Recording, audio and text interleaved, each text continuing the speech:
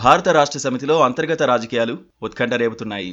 కేటీఆర్ లోక్సభకు పోటీ చేస్తారన్న లీకులు వచ్చిన 2 రోజులకే కవిత నిజామాబాద్ నుంచి పోటీ చేయడం లేదన్న సంకేతాలు ఇచ్చారు. ఇది బీఆర్ఎస్ నేతల్ని ఆశ్చర్యపరుస్తోంది. అసలు బీఆర్ఎస్ పెద్దల రాజకీయ వ్యూహం ఏంటో అంతు చిక్కడం లేదంటున్నారు. కేటీఆర్ లోక్సభకు వెళ్తే రాష్ట్రంలో ఎవరు పార్టీని లీడ్ చేస్తారు అన్నది సస్పెన్స్గా మారింది. కేసీఆర్ పూర్తి స్థాయిలో మళ్లీ తెలంగాణ ప్రతిపక్ష నేతగా వ్యవహరించడం అసాధ్యమని ఎక్కువ మంది నమ్ముతున్నారు. నిజామాబాద్ నుంచి బరిలోకి దిగేందుకు కవిత సిద్ధంగా లేరు. తాను అక్కడి నుంచే పోటీ చేస్తానని గతంలో ఎంపీ అరవింద్తో సవాళ్లకు సైతం దిగిన కవిత ఇప్పుడు పోటీ విషయంలో వెనకడుగు వేశారు.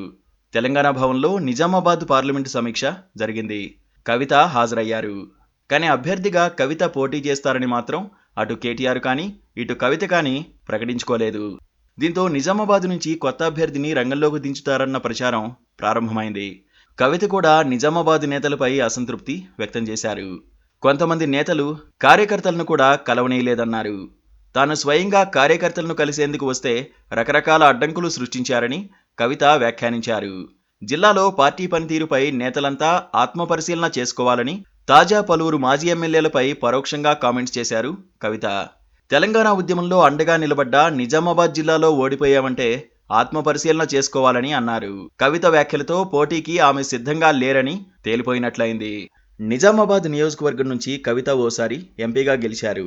గత ఎన్నికల్లో పరాజయం పాలయ్యారు. మళ్లీ నిజామాబాద్ ఎంపీ స్థానం నుంచే బరిలోకి దిగేందుకు ఆమె సన్నాహాలు చేసుకున్నారు. ఆ నియోజకవర్గ పరిధిలోని అసెంబ్లీ స్థానాల బాధ్యతను తీసుకున్నారు. అయితే మొత్తం 7 అసెంబ్లీ నియోజకవర్గాలకు గాను 3 స్థానాల్లో మాత్రమే బీఆర్ఎస్ గెలిచింది. 2 చోట్ల బీజేపీ, 2 చోట్ల కాంగ్రెస్ అభ్యర్థులు విజయం సాధించారు. దీంతో అక్కడ బీఆర్ఎస్ కు ఎదురుగాలి వీచినట్లయింది. అందుకే కవిత పోటీ చేయడం లేదన్న అభిప్రాయం వినిపిస్తోంది.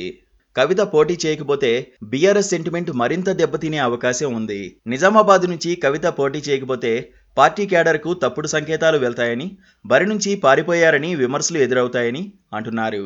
గతంలో నిజామాబాద్ ఎంపీ అరవింద్తో కవిత తీవ్రంగా పోటీ పడ్డారు. రాజకీయపరమైన విమర్శలు పరిధి దాటి మరీ చేసుకున్నారు.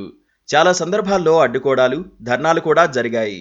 ఇలాంటి సందర్భంలో నిజామాబాద్ నుంచి కవితనే పోటీ చేయాలన్న అభిప్రాయం వారి కేడర్ నుంచి వినిపిస్తోంది. కవిత నిజామాబాద్ నుంచి పోటీ చేయడం లేదా, అసలు పార్లమెంట్ ఎన్నికల్లో పోటీ చేయడం లేదా అన్న దానిపై స్పష్టత లేదు.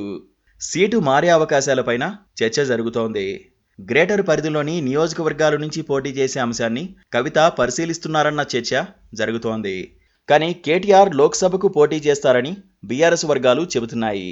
సికింద్రాబాద్ లేదా మల్కాజ్గిరి సీట్లపై ఇప్పటికే కేటీఆర్ సర్వే చేయించుకున్నారని చెబుతున్నారు. మరి కేటీఆర్ లోక్సభకు పోటీ చేస్తే తెలంగాణ రాజకీయాలు ఎవరు చూసుకుంటారు అన్నది ప్రధానంగా వచ్చే సందేహం. కేసీఆర్ మెదక్ నుంచి ఎంపీగా పోటీ చేయడం ఖాయమన్న వాదన ఉంది. రేవంత్ రెడ్డికి ప్రతిపక్ష నేతగా ఉండేందుకు కేసీఆర్ సిద్ధంగా లేరు. గెలిచినందుకు ఇప్పటి వరకు కనీసం శుభాకాంక్షలు కూడా చెప్పలేదు. అందుకే కేటీఆర్ ఖచ్చితంగా రాష్ట్రంలో ఉంటారని అనుకున్నారు. కానీ ఆయన కూడా లోక్సభకు పోటీ అంశంపై ఆలోచిస్తున్నారు. అంటే రాష్ట్రంలో కవిత లేదా హరీష్ రావు నాయకత్వ బాధ్యతలు తీసుకోవాలి. కవిత లోక్సభకు పోటీ చేయకపోతే ఎమ్మెల్సీగానే కొనసాగుతారు. అంటే ఆమె రాష్ట్రంలో బీఆర్ఎస్ తరఫున కీలక పాత్ర పోషించే అవకాశం ఉంటుంది. హరీష్ రావు కూడా చురుగ్గా ఉంటారు. అందుకే కేటీఆర్ జాతీయ రాజకీయాలకు వెళ్తే రాష్ట్రంలో బాధ్యతలు కవిత, హరీష్ చూసుకునే అవకాశం ఉంది. ఇప్పటివరకు కవిత జాతీయ రాజకీయాల బాధ్యతలు తీసుకున్నారు. కానీ ఇది జరుగుతుందా అన్నది బీఆర్ఎస్ వర్గాల్లోనూ సందేహం ఉంది. ఎలా జరిగినా కేటీఆర్ రాష్ట్ర రాజకీయాల్లోనే ఉంటారని అంటున్నారు.